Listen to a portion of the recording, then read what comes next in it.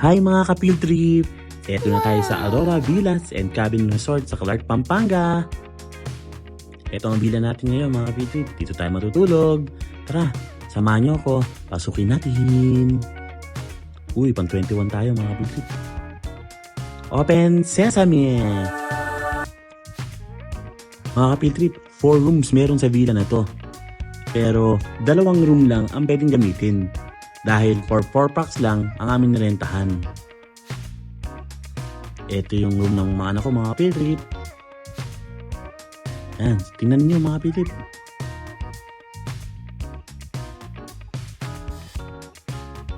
Dalawang kama, sa isang kwarto.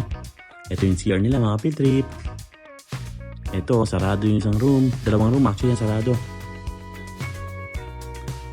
Ayan mga field trip. Ito yung kwarto namin ni Honey. Tara, silipin natin yung labas mga ka-field-trip.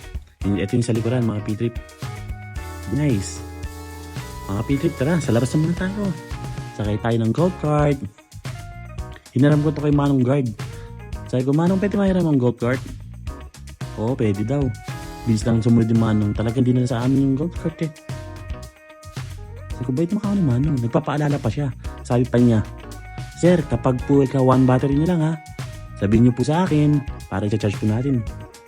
O yan nga pala mga ka-field trip. Ito pa yung ibang cabin. Yan mga ka-field trip. Maganda rito mga ka-field trip. Maluwag yung lugar nila. Yan, tingnan natin mga ka-field trip ha. Dito tayo.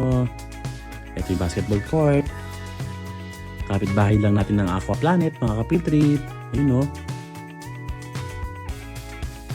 Tapos ayan mga ka-field trip. Yung restaurant nila o. Mamaya magkape tayo. Ayun mga ka-field trip. Kape-kape.